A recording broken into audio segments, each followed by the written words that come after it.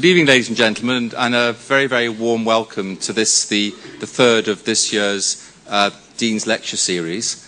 My name is Michael Davis, for those who don't know me, and I'm the Dean of Engineering here at the University of Auckland. And it's a great pleasure for me to welcome you here to these lectures. As I mentioned, it's the third we've had of this year. The themes of our lectures this year are research themes. The first lecture we had was a general introduction, and over the course of the year we're having 4 more lectures. This is the second of the 4 of lectures, where we're going to explore the research themes that the faculty has developed over the last few years to if you like, to consolidate our efforts and arrange our troops in the best way to attack some of the world's big problems. It sounds very grand, but they're there to be tackled. Before I go any further, I'd just like to thank our sponsors for this evening. Jonathan Lasch has been brought over here from USC not just for to do a few things as well while he's here with me this afternoon, but really he's been funded to come here. Really, this is the main point of his visit to this lecture tonight, by 3 organisations: the Medical Technology Association of New Zealand, New Zealand Trade and Enterprise, and the Tertiary Education Commission. And I'd like to record my personal thanks, as well as that of the faculty, to those 3 organisations for enabling this evening's lecture to go ahead. So thank you all very much indeed. Excellent.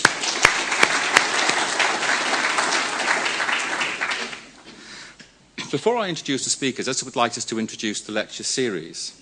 And really, it goes back to what we're about as a Faculty of Engineering, indeed what we're about as a university. And like all good organisations, we have our own mission statement, and this is our mission statement. And we wish to create an environment where people can thrive and contribute to improving the quality of life in the nation and global communities, enhance the wealth creation of the nation through excellence in teaching, research and service. 2 key things there really are quality of life and wealth creation. And I think that medical technology is one of those areas where we bring those 2 things together. I've often thought that medical technology is one of the few recession-proof industries. The last thing people sort of spend their money on is their health normally. But to be less cynical, it's very, very important that as a university community where we have great mind power we can pull together, that we should actually address the problems that our communities face. And we had over the last couple of years, we looked and saw how with the various research groups that we do have, we could actually bring those together to address various issues. After a lot of work, we came together really to see what are the important issues that we, as a faculty, feel that we can address. And obviously the quality of life is one, our sustainable energy is another very important issue, having a vibrant economy, and indeed environmental sustainability. Those are 4 big areas which need to be addressed by not just us but by all research organisations to enhance the quality of our life and through research which goes through into society. We came up therefore from that with 4 research themes. One we're going to discuss tonight, technologies for health, but also energy, innovations in manufacturing materials, and infrastructure and environment.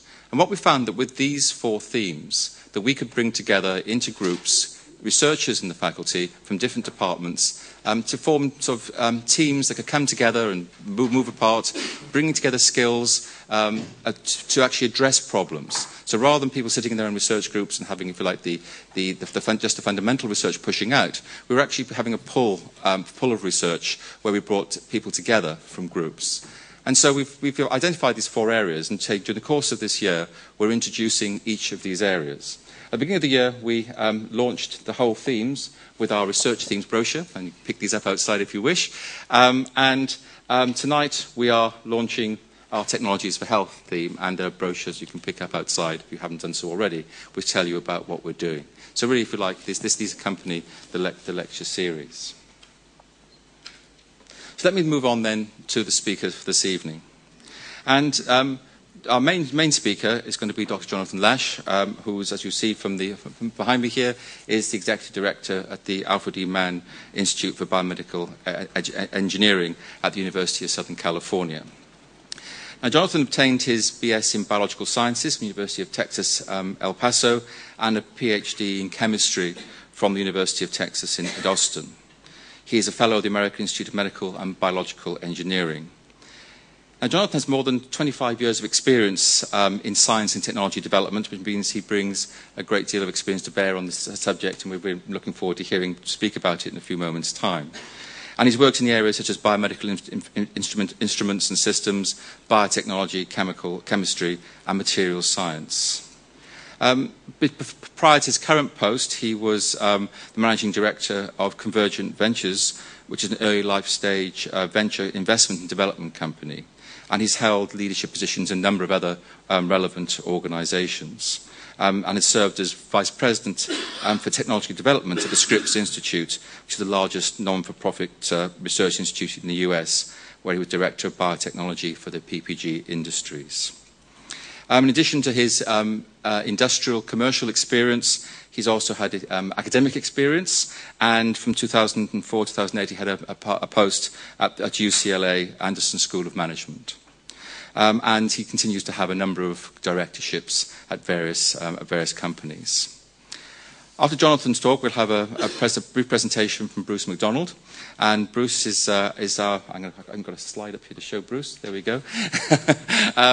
Bruce is from our Department of Electrical and Computer Engineering here at the University of Auckland. And indeed, he is the theme leader for Technologies for Health Research.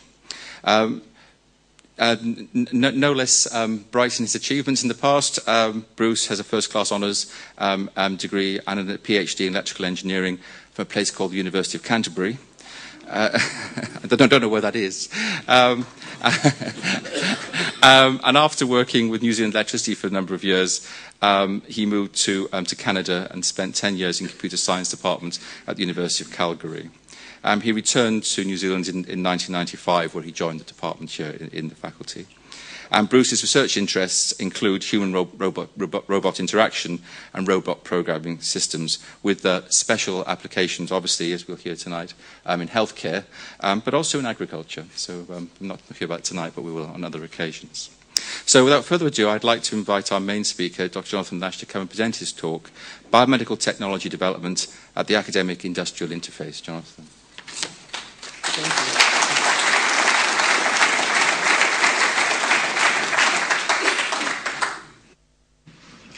Thank you, Dean Davis.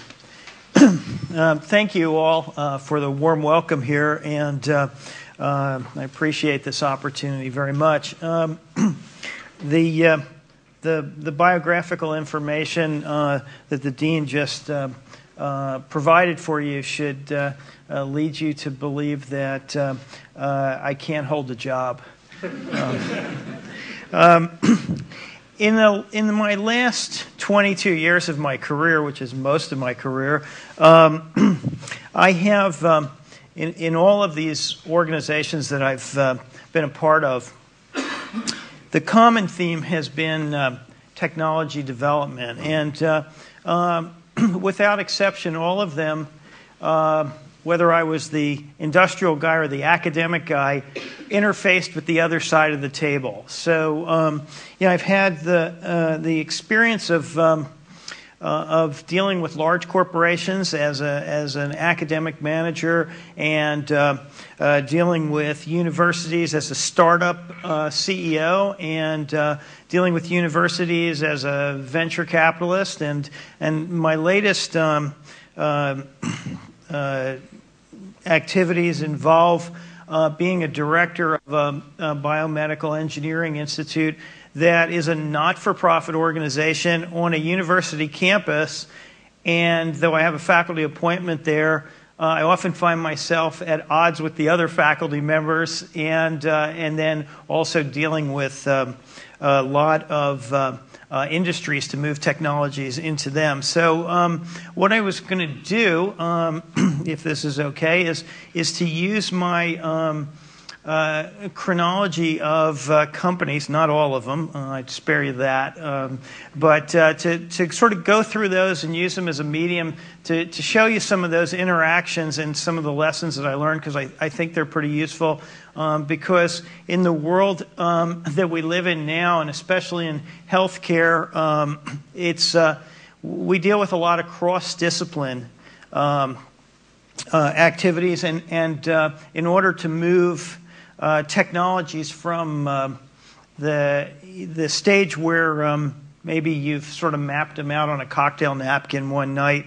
and you want to move your idea all the way out to the marketplace.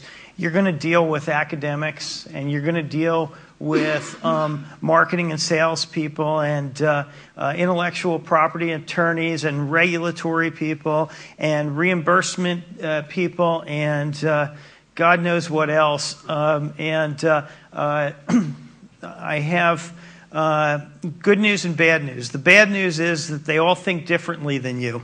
The good news is that you can figure it all out and work with them. And so I wanted to kind of address some of that stuff. The current, medical device industry and healthcare industry is a really great place to work. And for students that are in biomedical engineering and looking at careers in healthcare-related industries, you're in a wonderful place at a wonderful time because it's a growth opportunity. Even with healthcare reform the way it is, and even with problems such as trying to find funds to pay for all of this stuff, we have aging populations and advancing technologies. And the nice thing about these industries is that people from many different backgrounds can make strong contributions. So if you're a chemist, if you're an attorney, if you're an engineer, if you're a mathematician, if you're a philosopher, if you're a business person, you can play in this field. None of it's closed out, and so it's important to understand how all these pieces fit together. So let me start off early in my career. I started out as a synthetic chemist. So for those of you who don't know what that means, it's a person that works in the laboratory and makes new molecules. So maybe new materials or drugs.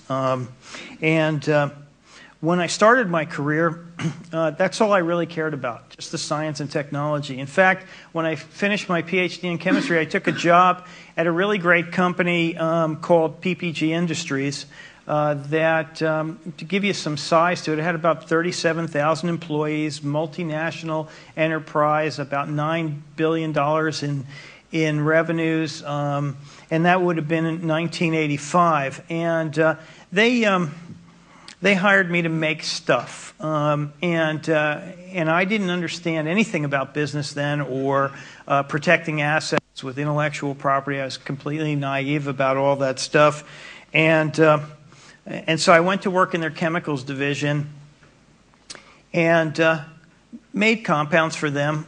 Worked on some interesting projects. One of the projects I worked in, I'll bet you know about. There's plastic lenses, eye lenses that people wear called transition lenses. Those use what are called photochromic dyes. And the materials that are used in those plastic lenses, many of them were developed at PPG. It was a long-range project. I don't want to mislead you into making you think that I did all that. There was an army of people and millions of dollars in many years. But I did get to do something that was really fun, and I wanted to tell you about that. I got stuck with a project of trying to find non-ophthalmic uses for these materials. And so I had no marketing experience at all. I had no clue about any of that stuff. But we talked to people in the coatings and resins or paints or automotive divisions of PPG, and we made up a photochromic dye paint, automotive paint. So photochromic dyes are things that are colorless inside, and you take them out in the UV and they outside, and they turn colors. And the one that we had was colorless to blue, and we went up to Flint, Michigan, and we painted a car with this material. So I had a car for a number of months that was white when it was parked indoors, but when I drove it outside, it went and turned blue. Okay. I won't tell you how many bar bets I won with that car. But it was a lot of fun. But what that was my first lesson in marketing. Okay, so I would go and pick up people from other companies, research centers and things that wanted to collaborate with us on the technology. And I would pick them up at the airport, and I'd park the car in the parking garage so it would be white. And they'd get in the car, and we'd drive out, and then it would turn blue. And the extinction coefficient for those materials is very high, which means it doesn't take very much you don't really have to have a lot of that for it to really show a lot of color. Okay, so, but people would see this car that turned blue, and they would assume that we were the largest producers of photochromic dyes in the world, and at the time we were just getting started, and we could only make really small amounts. Okay, but people would say, "Wow, you could paint a car with this stuff." Well, it probably took us a teaspoon of this material to do a whole car. And so what I learned after a while in having these conversations is that when they'd ask about this, I'd say, "Yeah, we could probably make enough to cover an aircraft carrier too." And that was my first sort of dabbling in the marketing end of things. I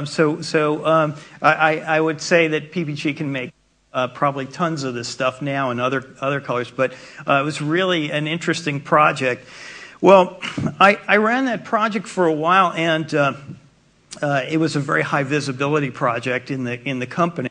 The vice president for science and technology for the corporation saw the car, and so I was able to leverage that into a golden opportunity. And the opportunity was the Chemicals Research Center was in Akron, Ohio, which is a very cold place, and PPG had done a alliance partnership at the Scripps Research Institute in La Jolla, California, which is a really nice, warm, pleasant place by the ocean. And because I got the attention of the top of the organization, I was able to talk to them about moving out to La Jolla from Akron, Ohio. So if you've been in both places, you would probably think I did pretty well there. I was able to get out to La Jolla and become part of the PPG Scripps Biotech program. And that was a company that made commodity chemicals, coatings, flat glass, automotive glass. So why were they doing an alliance partnership at a research institute that was really premier for biotech when they didn't even have a biotech program in there? And so the reason that they did this, and this is, I think, it will give you an insight into sometimes how corporations look at windows to technologies. They had in their chemicals division a herbicide program. So they wanted to make agricultural chemicals that were complex and cutting edge, and they thought that they could use the capabilities at Scripps to do rational design of herbicides, because Scripps was doing a lot of structure analysis, complicated X-ray crystallography and NMR, and they were really cutting edge. So they spent tens of millions of dollars to start this program. So that's my first point. Corporations will spend a lot of money in academic institutions to get a window to technology and learn what is cutting edge. Okay, that often gives their own researchers insights into what's new and important. As it turned out, we had a management change there, and I wound up inadvertently becoming the director of that program early on in my career. And right about the time that happened, the company decided to divest themselves of the ag business. And so I was now in charge of a biotech program with no sort of sponsoring organization. So I spent the next few years trying to leverage things like the supercomputer that they had at Scripps to use that technology for the purpose of doing finite element modeling in the glass division and molecular modeling for new compounds in the chemicals division. And it was really kind of interesting because I wound up, as the research director, supporting some other programs at Scripps. And by now, I was a hardcore corporate guy trying to do corporate things in an academic environment, and I was about to learn a really ugly lesson. And so I sponsored a project called the Plantibodies Project. Okay, so it was in the molecular biology department, and there were molecular biologists and plant scientists at Scripps and immunologists all working together to take the genes from mammalian systems that expressed antibody molecules. Okay, so you have antibodies floating around in your body to protect you. In fact, there are these Y-shaped molecules that bind to all different things, and you have approximately 1 followed by 14 zeros, different types of antibodies. Okay, so floating around in your body as a sort of defensive protection. And you might ask yourself, gee, that's an awful lot of molecules. How much space does it take up? That's also about a teaspoon. So everything I do, it seems like, is in teaspoons.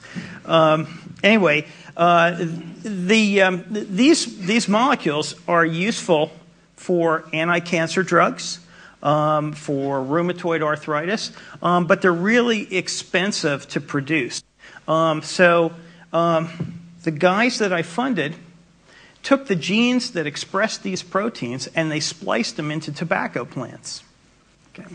And then they sexually crossed the tobacco plants, and out came plants that produced these antibodies in large numbers. Well, plants don't have these kinds of proteins normally. So the idea was to think about bulk production of these as diagnostic tools or therapeutics and that sort of stuff.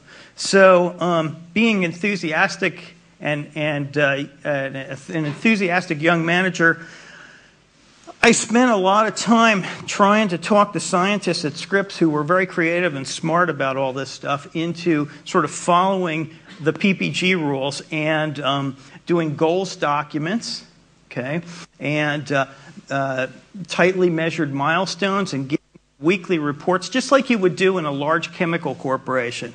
Okay, some of them were kind to me, but not all of them were, and some of them called me names that I can't repeat here for doing this to them. But that was an interesting experience, because what I came to learn is that academic scientists are in academia because they want to be in academia and they want the freedom to explore research in a lot of different ways. It's different than in industry.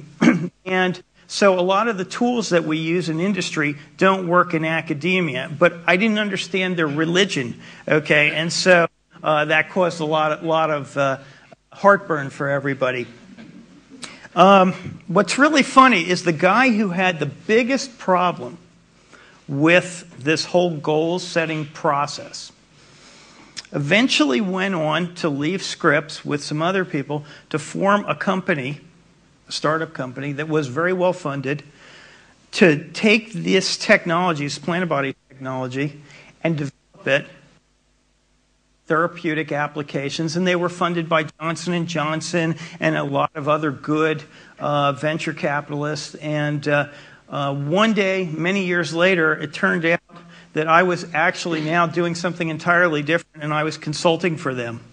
And I walked down the hall, and the guy who called me all the names under the sun for the goals documents stuff, I overheard, and I'm not making this up, I overheard him saying to a younger member of the staff, no, we're going to have to use goals, okay, so you can hit your targets. And I walked by his cubicle, and I heard that, and I turned around, I stuck my head in there, and I said, "Did you just say what I heard you say?" And he looked at me and he said, "Shut up." So you have to adjust to the environment that you're working in. In industry and startups, they're all a little different. Scripps was a lot of fun, and working as the PPG director there was good. But then one day I jumped over the fence and actually went to work for Scripps instead of the corporate partner.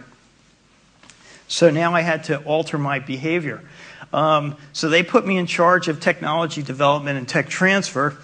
And not only did I have to work with my former company, but Johnson & Johnson and Novartis were also large corporate partners. And they put even more money into Scripps than PPG. They put hundreds and hundreds of millions of dollars just to get the windows to technology. And it was really interesting because I would say that the Novartis people had the most sensitivity of all for what the academic culture was. And so they were able to work effectively with the Scripps scientists to develop compounds and move them into the Novartis commercial pipeline. So was J&J, and it was a really good thing because academic scientists that work at biomedical research institutes are not experts in commercial development. Okay, so they're experts in their scientific fields, but they don't know typically, and it's not true that all of them don't know this, but most of them don't know how to move their technology out to the marketplace. And so it requires a lot of different people to help do this. And so large corporations or startup corporations that are well capitalized can provide mechanisms for moving technology into those pipelines so that the development phase can be accomplished and these things can be productized and moved into the marketplace.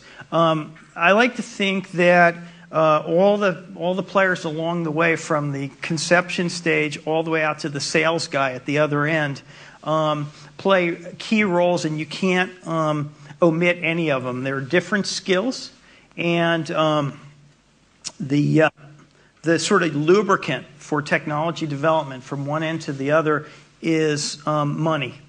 So if it breaks down where somebody's not being appropriately compensated at any one of those steps, the drug development and the movement down the pipeline stops. So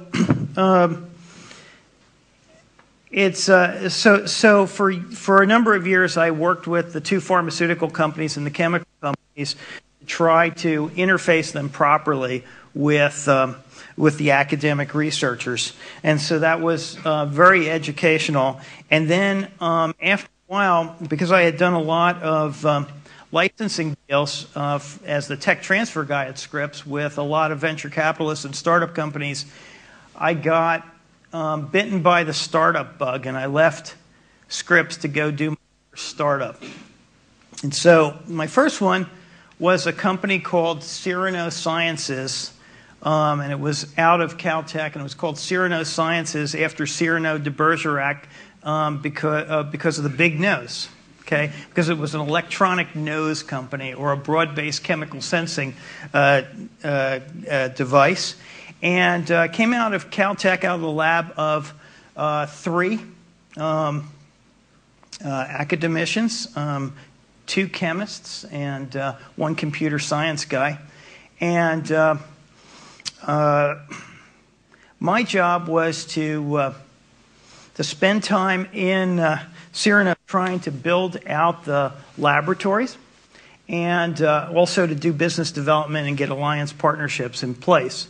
So I found it rather interesting because one of the key inventors was very capable as a scientist. He was very clever and developed this technology, but he was not clever at all about business development. but he wasn't willing to admit that he wasn't clever at all. And it caused a lot of problems because while I was trying to do deals around the technology in the medical device industry, he was trying to get me to use the electronic nose to sort out bad coffee beans. Okay. Now, this would strike some of you who've had some business experience as a bad idea because coffee's a sort of thin margin commodity. Okay, so coffee bean roasters are not going to pay a lot of money for technology to sort out an occasional bad bean. Okay, but he thought it was a good idea and constantly pushed me to go in that direction. My point is that it's really helpful to have experienced business people around to guide that process. Oftentimes scientists think that they're naturals at business development because they've done transactions like, they bought a car, they got a mortgage, and most of the interactions that we have with each other are pretty much transactional anyway. But what I found that's kind of interesting is if I go to a chemist and I ask him, who's behaving like this, if you really think you're an expert in business development, is the flip side of that true? Could I take somebody who's a businessman who has an MBA, and can I bring him into your laboratory this afternoon and let him do some chemistry experiments? Usually what I get is, are you crazy? That doesn't make any sense. All these disciplines, whether you're talking about chemistry or business, require experience and training. And most of us are not really naturals. I wasn't born a chemist or a businessman. I've had to learn both of those things. And trying to communicate these things across disciplines is really important so that people have an appreciation and respect for what the other person brings to the party. As it turned out, we were able to do a deal with a medical device company you may know of called Welch Allyn.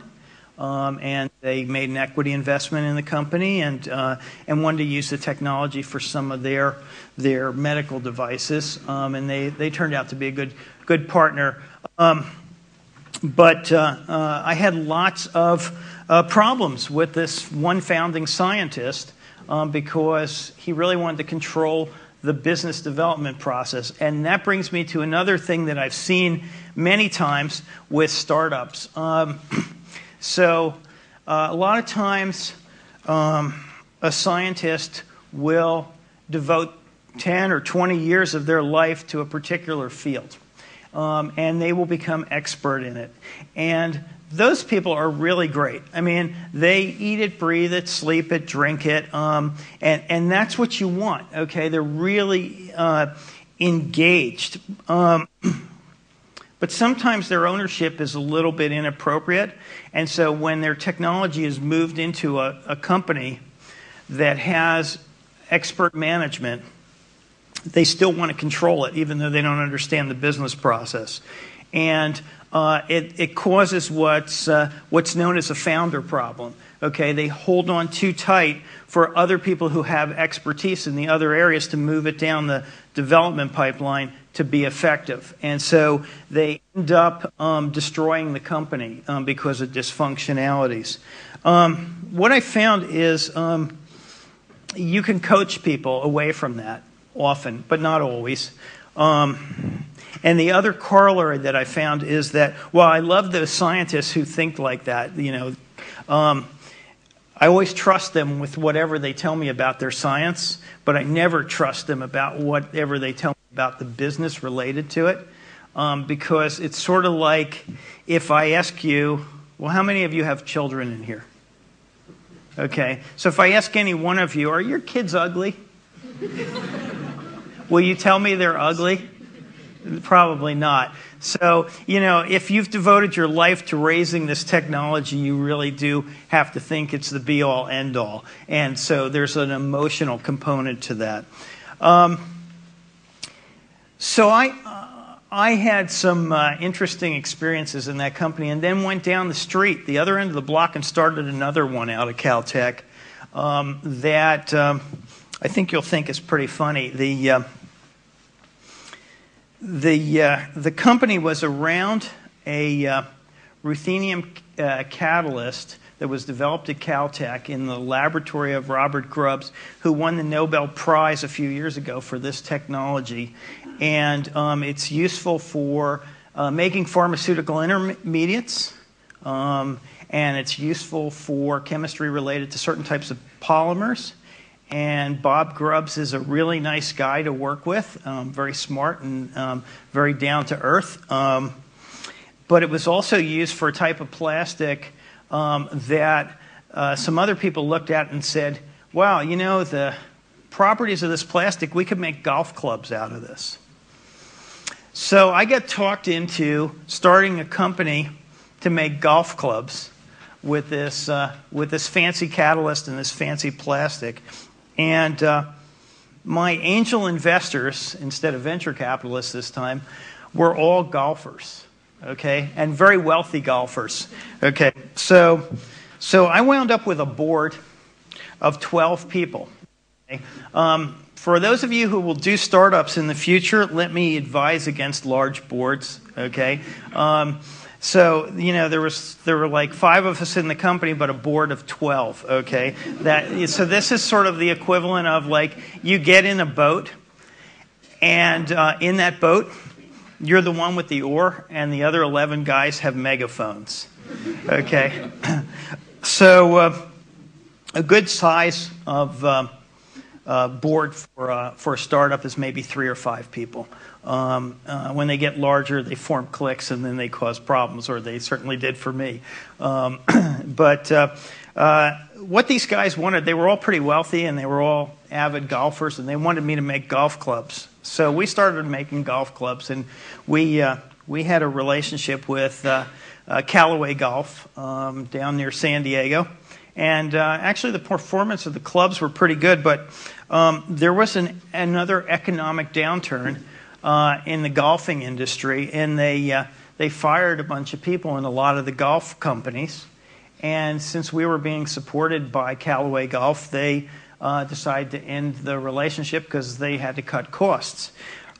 So not being a golfer myself, I looked for other ways to take the company in different directions so that I could protect my investors' investments. And that was a really interesting, eye-opening experience for me, because some of my investors were grateful that I tried to do this, to find other ways to salvage the company. But a handful of them were not, because all they really wanted me to do was make them golf clubs. So this became very contentious, and we settled it by them leaving the board and me leaving the board. Fortunately, I get to keep my stock, but the company was then freed up from the dysfunctionality that they caused, but that I also caused.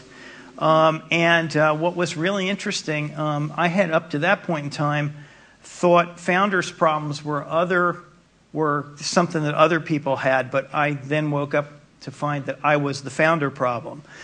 So it depends on your perspective. The company's alive and well today in Pasadena, and makes all sorts of materials for the green industry and also for the pharmaceutical industry. And it's still privately held, and there's not a golf club in sight these days. So they all have sort of interesting things, which brings me to another point. If you do startups, whatever you've decided on day one is what you're going to do. Probably a year from now, you'll find that you're doing something very different. The reason for that is that the business landscape and the technology landscape is dynamic, and sometimes you don't understand those things until you're really stuck in the mud with these companies, and then you develop a certain sort of wisdom. And the one advantage that small companies have over large companies, and there aren't many advantages, but the one advantage they have is they're like little furry mammals running between the legs of dinosaurs. Okay, they can adapt, and if they give up their flexibility and adaptability, they lose a big advantage. I went on to do a number of other startups, and one of the things that I found over doing maybe about a dozen different startup companies is that it was really helpful to find large corporate partners. So I would like to call your attention to that point and recommend that if you do startups, because large corporate partners, again, are looking for windows to technology. Now, remember that I was telling you about large corporate partners with an academic institution, okay, at Scripps. But large corporate partners also make good partners for startup companies because they often have more than just money to bring to bear. They have wisdom and industry expertise that often the entrepreneur doesn't have. And so one story I like to tell is we formed another company out of Caltech called Norion Pharmaceuticals, to look at neurological ion channels. And I went out to do business development, which meant I went out to try to talk a pharmaceutical company into spending a lot of money with us to do collaborative programs. So I talked to a lot of big pharma, and for those of you who have a lot of business development experience, you're used to hearing the word no. I often tell students that the word no is the second best answer you can get. Okay. Yes being the best answer, and the worst thing that can possibly happen to you is when somebody tells you, maybe, I'm not sure, and then takes you out dancing for 6 months and runs down your resources. What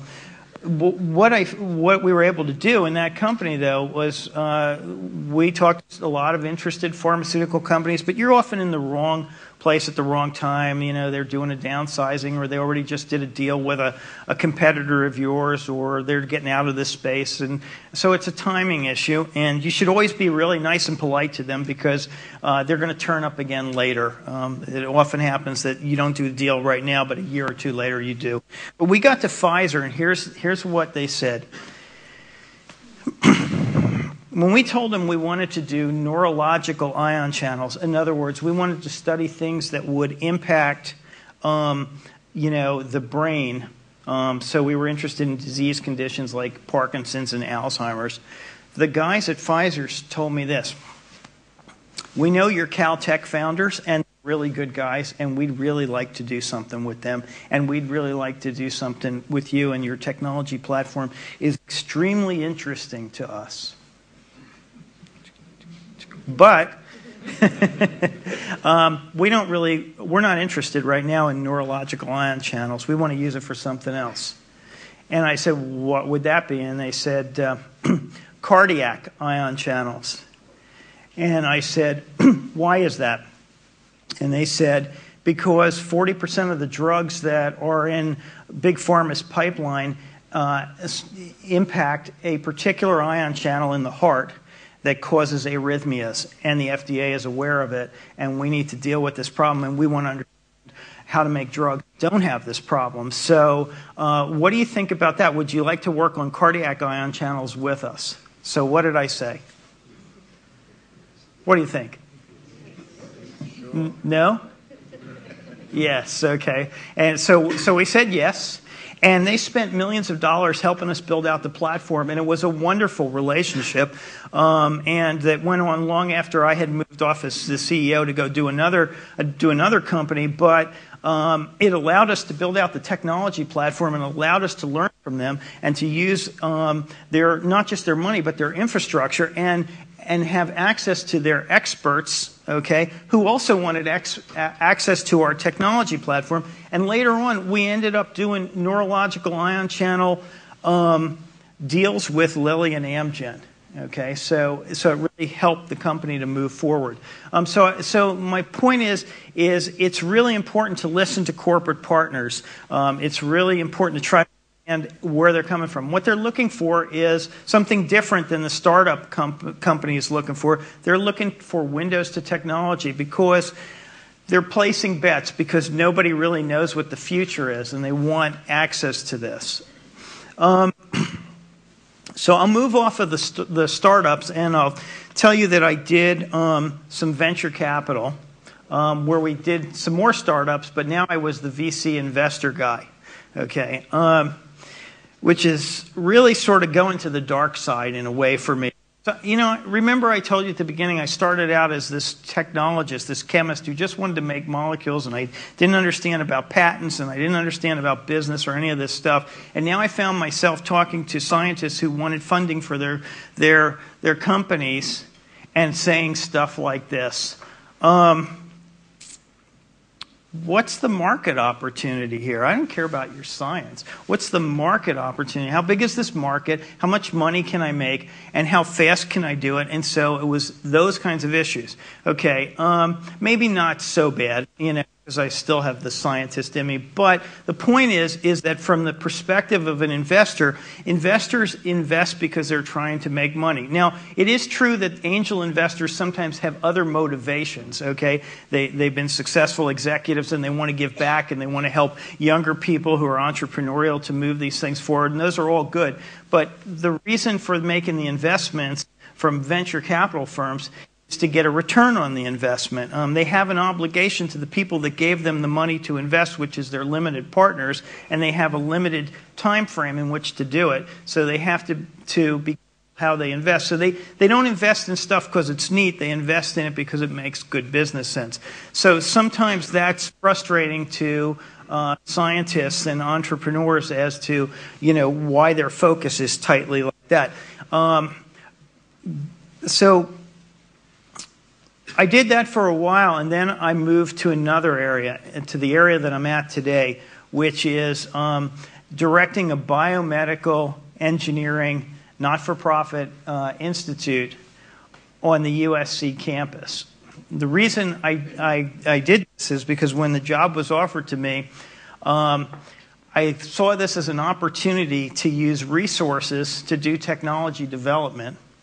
But I wouldn't have to go out and raise capital all the time. So the Alfred Mann Institute is named after the benefactor, Alfred Mann, who is a successful medical device entrepreneur who developed insulin pumps, cochlear implants, pacemakers, and a lot of other technologies in medical device land, and built the companies up and sold them off and made billions of dollars. And so Al's view was he wanted to help people at academic institutions learn how to move technology from their bench out to the marketplace. And so he put this institute at USC, and it's been there for about 10 years. And what we do is we look at technology around the university. People bring us their ideas, and we use our money and engineers and business development folks and regulatory experts and IP experts to help move the technology towards commercialization. And as these things get developed, these devices, we move them either into startup companies or other company pipelines. So for me, it's a dream job because I like to do technology development. But it's a really interesting interface because I have faculty who have their needs. They want to constantly talk to me about my mission, which is from technology development to funding basic research. Okay, all the time. It's, you know, at least once a week somebody walks into my office and said, "John, you just don't understand." Okay, they may be right about that, but we fund technology development, not basic research. And then we interact with companies and try to get them to take our technology and move this forward. Later in the year, we're going to spin out a company around the technology we've been developing for several years, and we'll be back to raising capital. And so we'll be dealing with venture capitalists. It's really interesting doing this stuff because you're always at the interface of different people with different agendas. In the healthcare industry, medical technology, you have to think about what's your regulatory strategy because you're going to have to deal with the FDA. You're going to have to think about dealing with insurance companies. Okay, so if you're going to develop a product, you know, a lot of these products, a lot of these devices are very expensive. A lot of these drugs are very expensive. I mean, antibody-based therapies for cancer can cost thousands of dollars per injection, and most of us probably can't afford a lot of that. So who's going to pay for that? Well, insurance companies do. Medicare pays for it in the United States. Before you embark on spending money to develop these drugs, you really need to make sure you're going to be able to get them reimbursed. So all of these things are complicated. It's all at the academic-industrial interface, and you're always dealing with different people. And the best advice I have for anybody is simple, and it's just listen carefully to try to understand their perspective and be tolerant of their differences. So thank you.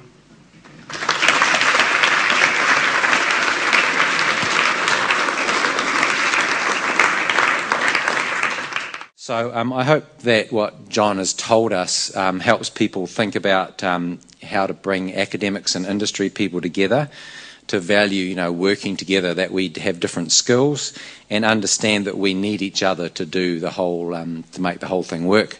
And also to think about linking together with organisations like Uni Services who can bring together the two different things and help make it work together. And that's our mission, is to bring people together in technologies related to health. Not only do we need to bring industry and university people together, but we also need to bring different disciplines together. So we need engineers, scientists, researchers in medicine, clinicians, patients, all together to form a group so that we can understand the whole issues that we need to address. So engineers can kind of understand the real needs, as John said, by getting involved in what happens in medicine, what happens in healthcare, and the importance of understanding exactly what it is that people want. For example, the large corporations that you talked about. And patients and clinicians, health researchers and health technology companies can get together with engineers and understand the kind of things that can be done with the technology. What can the current technology do? What are the opportunities for using it to solve your problems?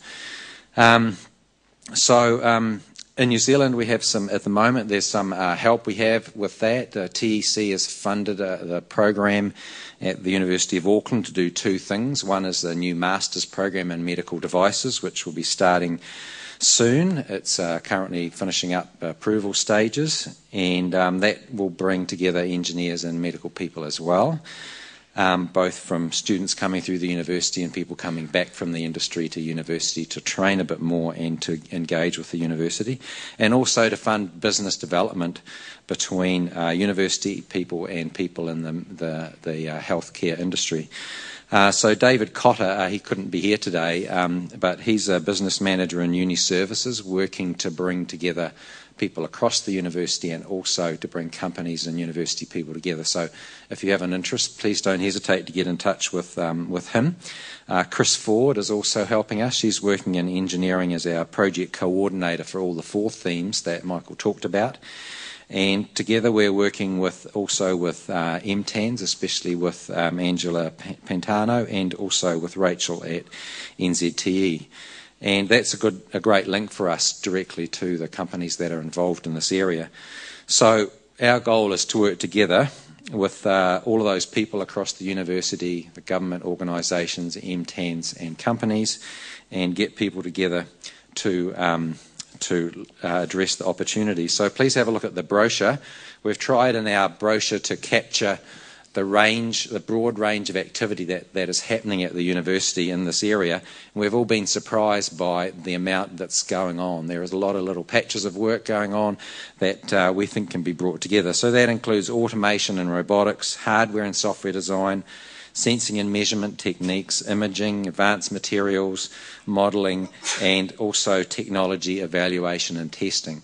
So there's a lot of little specific research areas in each of those, under each of those topics. So please have a look.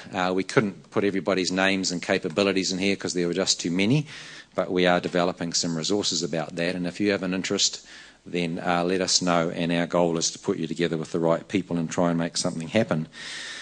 I think we have some time for questions now. The question is, in that period of time where we've looked at lots of business plans and pitches that people have made, how many did you pass on that actually turned into something good? I don't know an exact answer, but in the venture capital business, I think it's probably okay if you miss a bus. But you don't want to get on the wrong one. So you know, you try to make your bets count and don't worry about the ones that got by. You know, it's the flavor of the month. I mean, you know, if you and I are both looking at an investment, you know, you might say this doesn't look very good, and I might say it does, because we have different criteria. Because the criteria could be things like the size of the market addressed or the space. You know, you happen to like drug development, but I like technology platforms. So it's not so easy.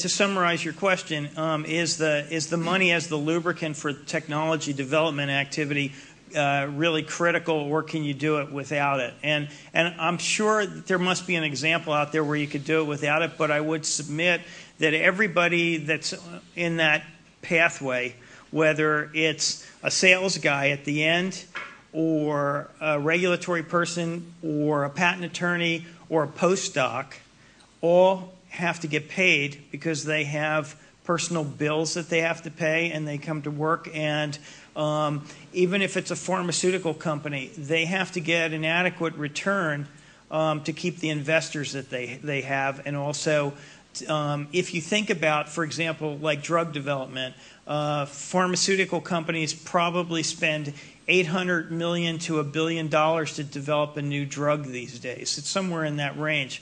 And then they also have a lot of failures. If they don't make money on the ones that they successfully develop, they won't continue to be able to do these things. So it's you know, technology development is capital intensive all the way up and down the pipeline. And when you choke off capital, it really makes it really difficult. Undercapitalized startups fail at an amazingly fast rate. I know from personal experience. Yeah.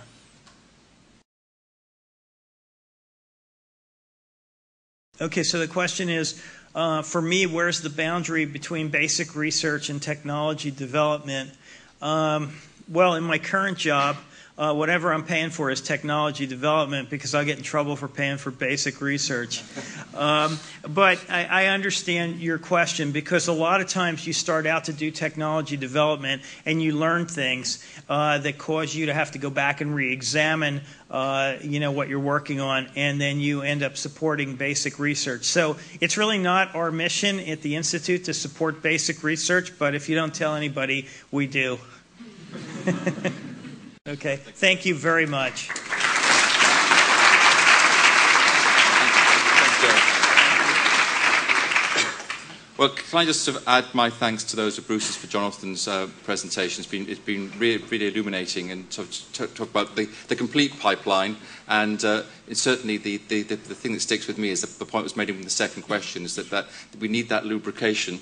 Without that lubrication of the pipeline, we're not going to get from the fundamental research through to market. And it's very, very important. And there are a huge number of stages on the way. And we talk about valleys of death and this sort of thing, and it's important that we get over those, and how important it is for not only sort of government agencies to invest, but for industry to invest. The people who are going to benefit at the end of the day have got to put their hands in their pockets somewhere along the line and make sure that they invest in there as well. So it's important that at all stages there is investment. So that's very, very, very important. So thank you very much for an excellent talk. Really enjoyed it. We're going to finish now, but the networking and drinks outside will still continue, and I hope you'll take the opportunity to look at the showcase that we have here. I'm sure, I haven't asked Jonathan yet, I'm sure he will talk individually to people for the next hour or so outside if they would like to ask him some questions, provided you apply him with a drink and maybe some funding. It's been great having you all here this evening. I hope that you've enjoyed as much as I have, and I invite you to our next lecture in a few weeks' time, Manufacturing Materials in September.